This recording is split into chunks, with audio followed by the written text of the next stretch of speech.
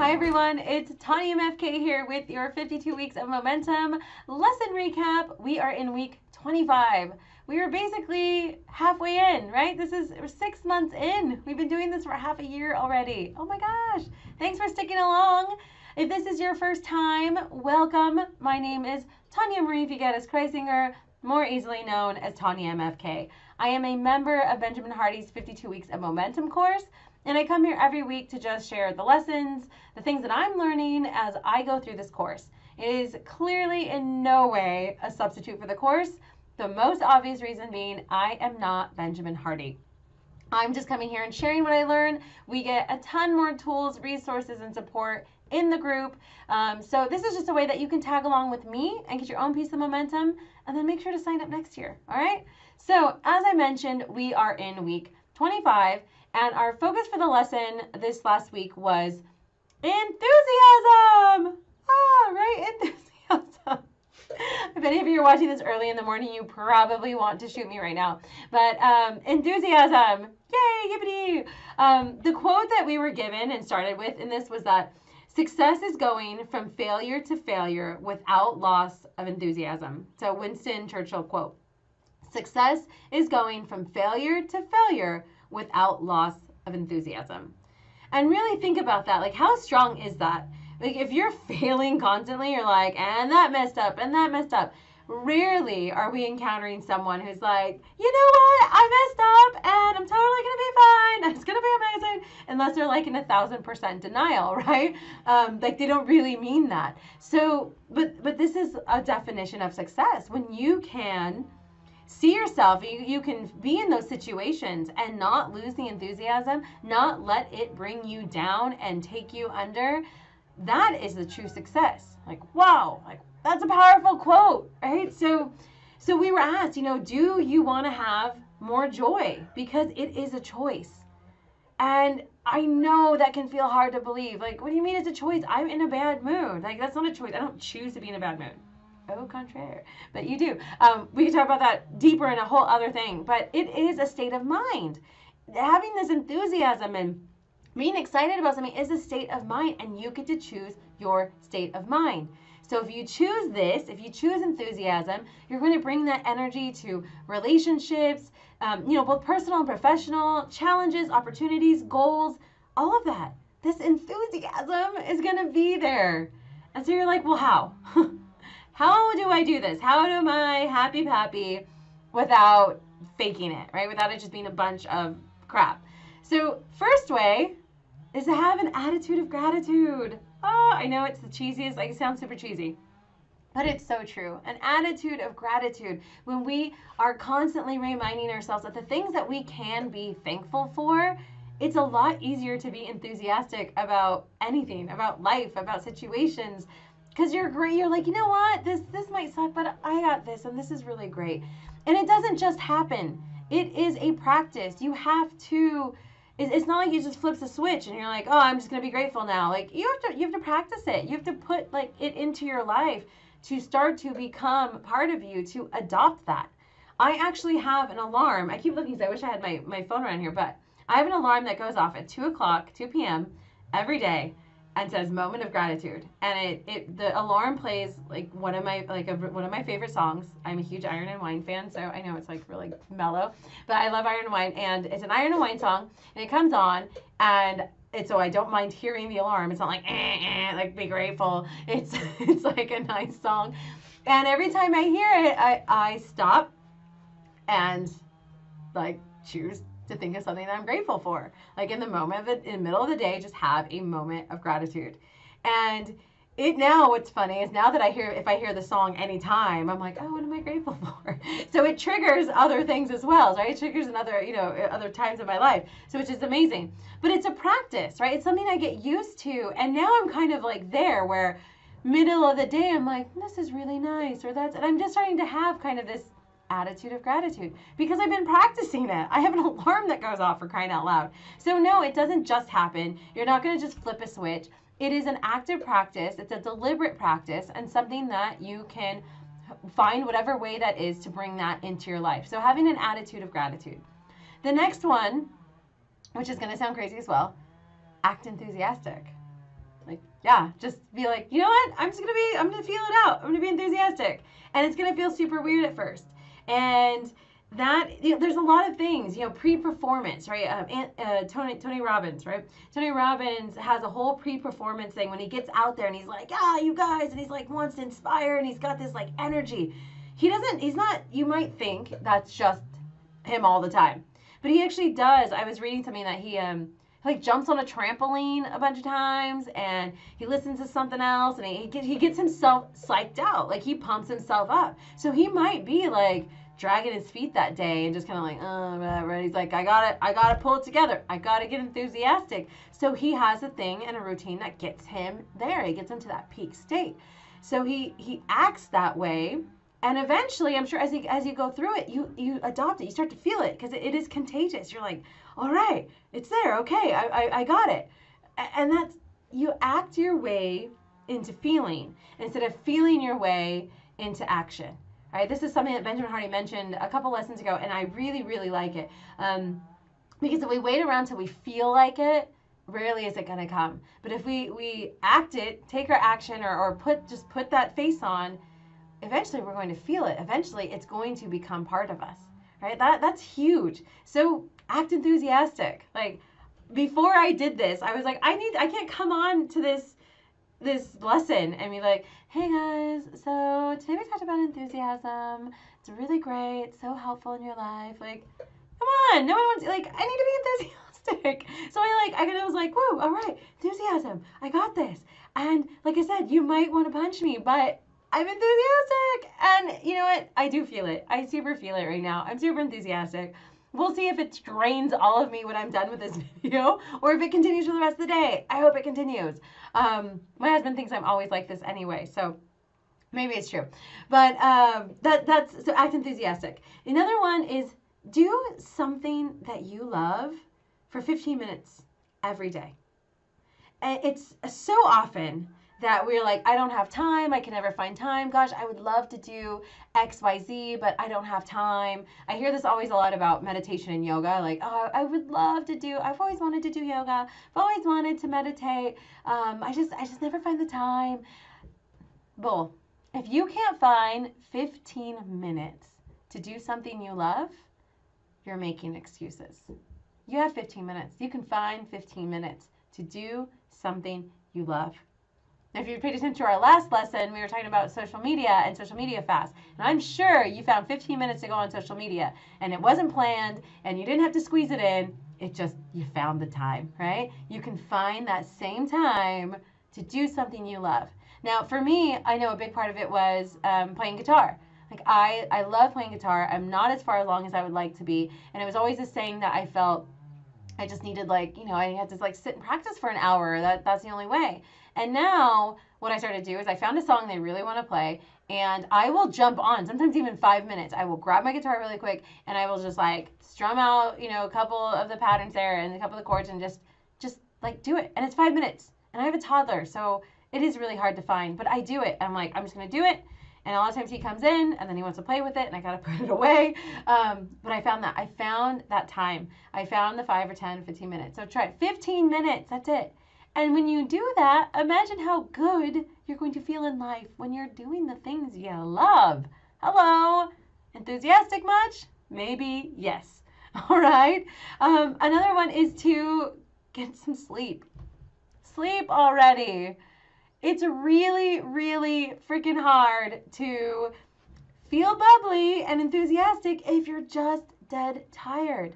If you're dragging your feet, if you just have not taken care of your body, you're not getting rest, you're not, like, yeah, of course you're not enthusiastic. Duh. Get some sleep. Sleep, rest, and then you can feel good. And when you feel good, you can feel enthusiastic. All right? So get some sleep. Another one, move it. Move it. Move your butt, get up, move around, whatever it is.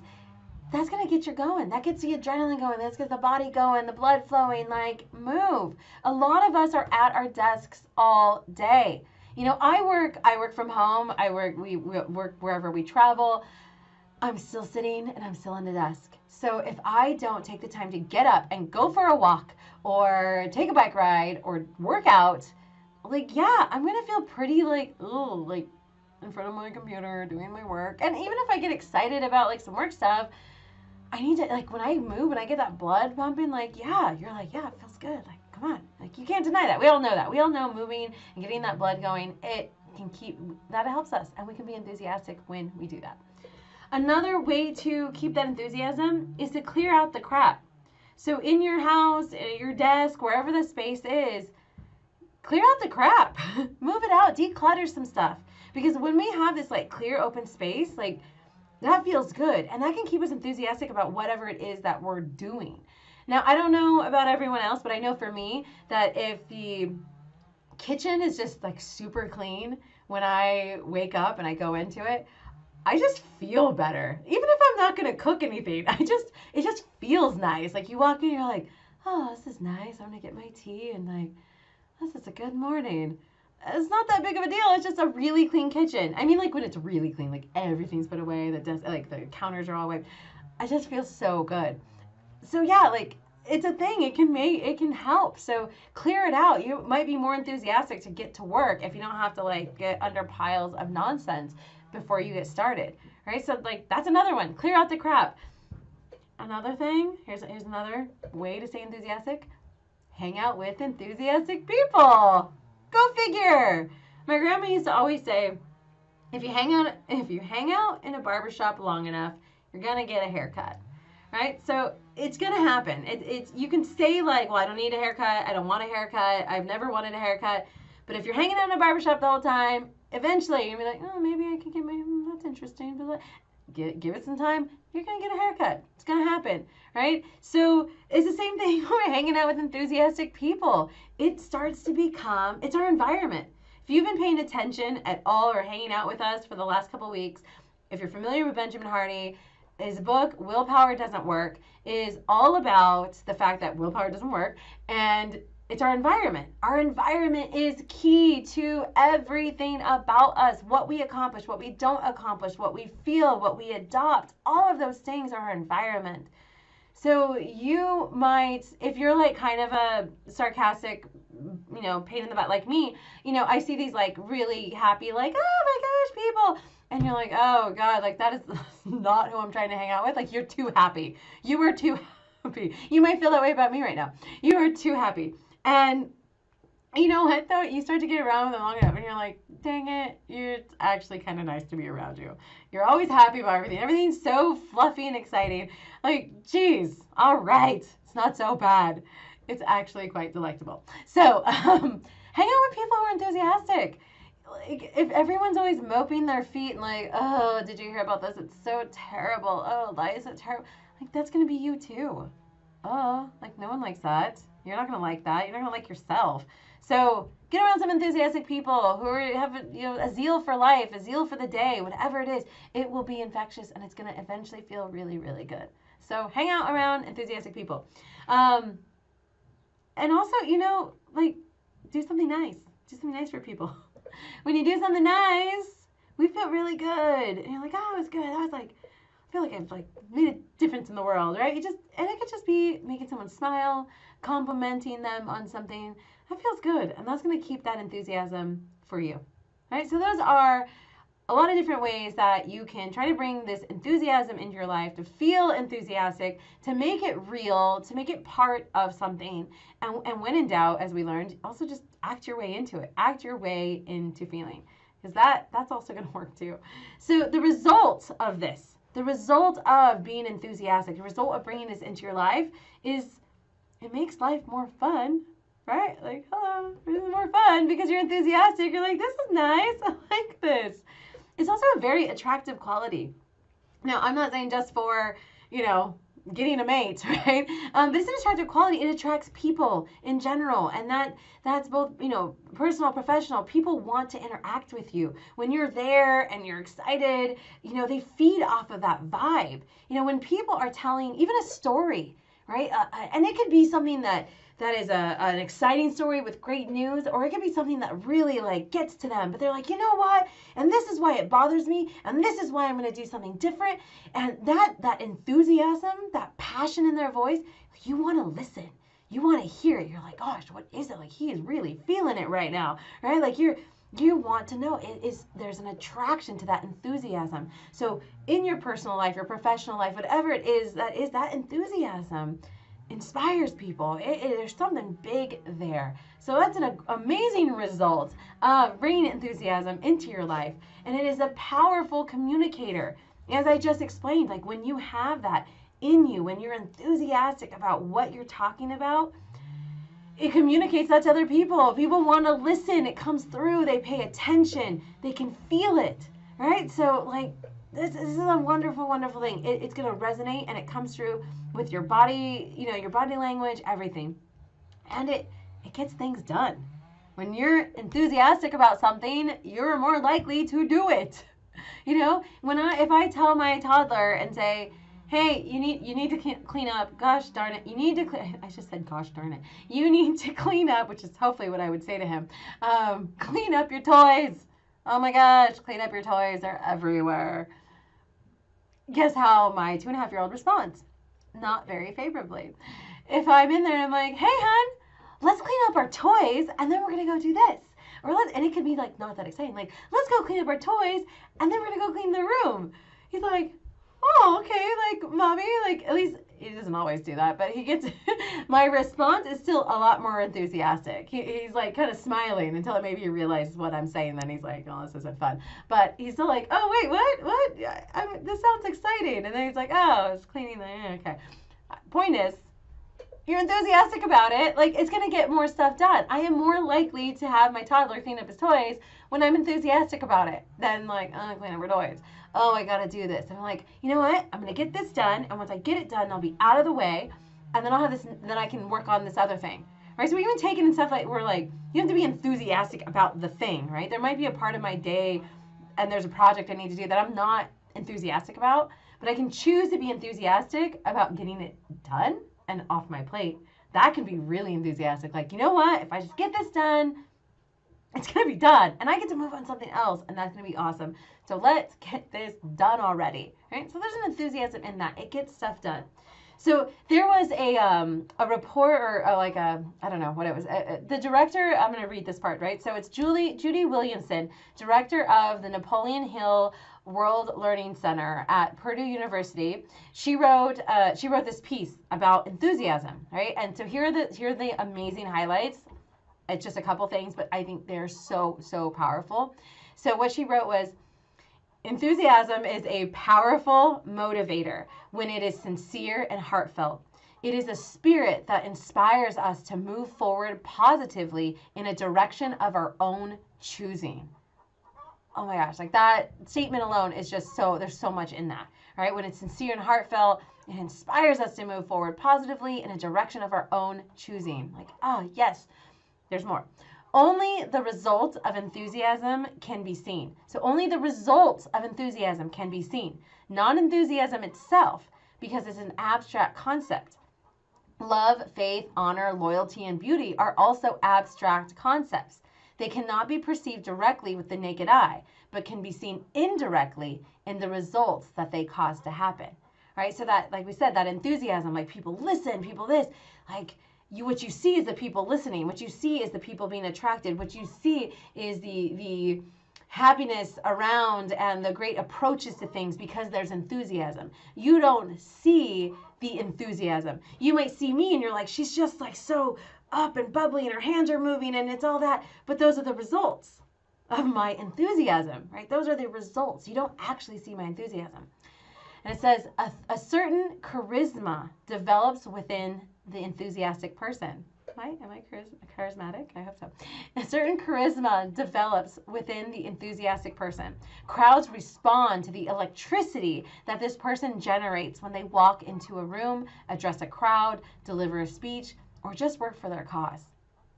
Right? There's something that comes into that when they have this enthusiasm about what they're doing.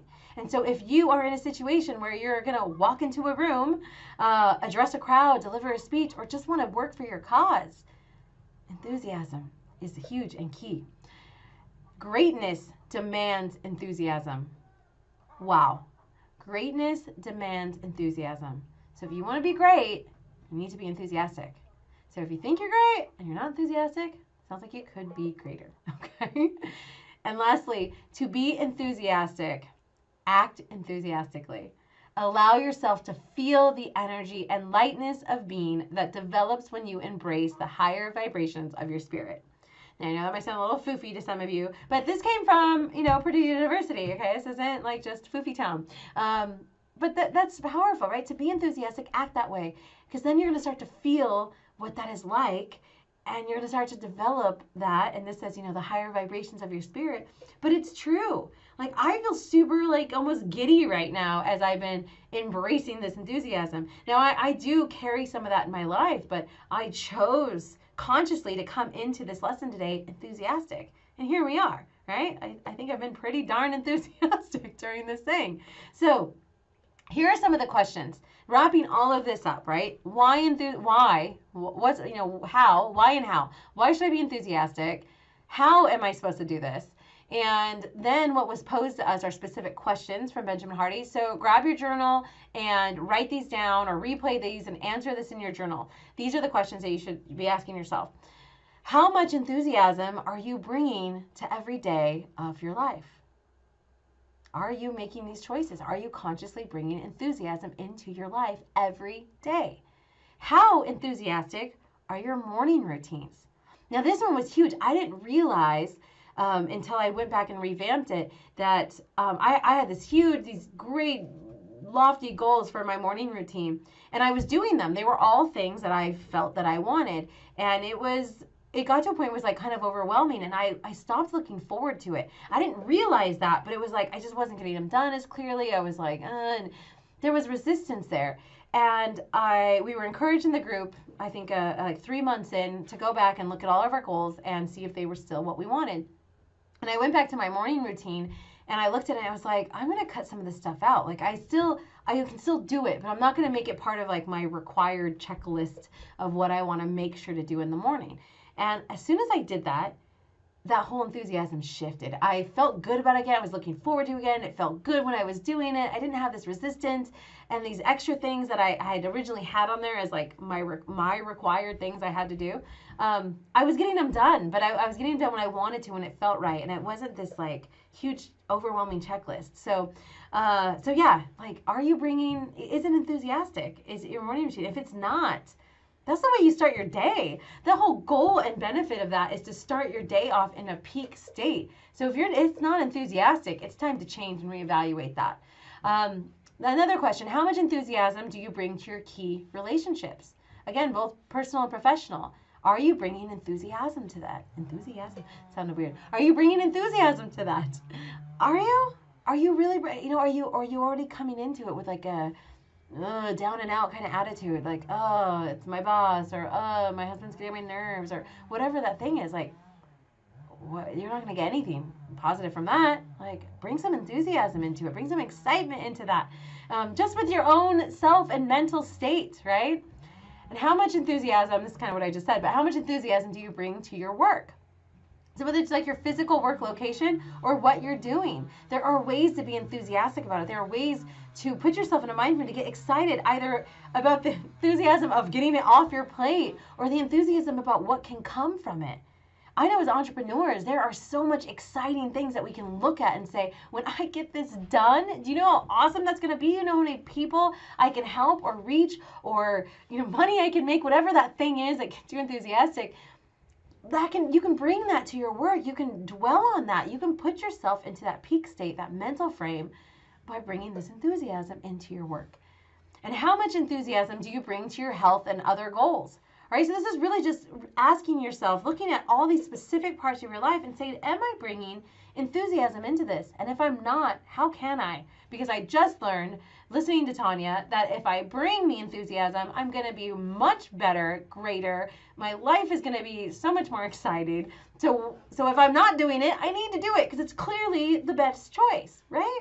So look at that. Ask yourself. It says everyday life, morning routines, key relationships, to your work, your health and goals. Are you bringing, and how much enthusiasm are you bringing to those parts of your life? And lastly, will you begin right now to choose greater enthusiasm in your life? I'll be honest. Again, my husband thinks I'm like an annoying bundle of joy. Sometimes he's like, you and you're smiling and all that. Opposites attract, right? So even with that, when I got this lesson, I was like, you know what? I can definitely get into like my serious modes and be there.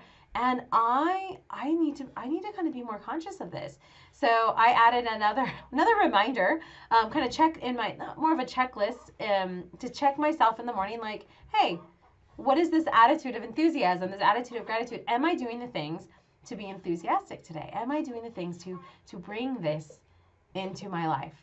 So even if you're super bubbly already, it might be something to still look at. And are you bringing it always? If it's not at all, it doesn't mean you have to be super bubbly. But enthusiasm will manifest in different ways. But try those ways. Try the hows and see how enthusiasm manifests itself in you and how you bring that to your life. And you will notice a change. So that was a lot of stuff, super enthusiastic about how it's going to go for you. Come on, woohoo, let out a woohoo. Can you do that? Like, are you somewhere where you can like kind of be weird right now and go like, woohoo? Do it. Like, why not? See what happens. See if you get enthusiastic about something. It might feel weird, but it probably feels really good. I hope this lesson was fun and exciting and made sense and you got some gems from it. If so, then click that subscribe button and you'll get notified when our next lesson comes up. And if you want to learn how to take these things, all these concepts of becoming our best self and how we bring that into growing yourself as an entrepreneur and a business owner, then definitely go and follow me at TanyaMFK on Facebook and Instagram. We talk about this kind of stuff all the time and also have a lot of the mixing in of all the nitty gritty business stuff, right? Marketing and social media, all that kind of stuff too. So if you like it, definitely come and follow me there. We'd love to have you. And that's it. See you next week. Have an enthusiastic week. Bye.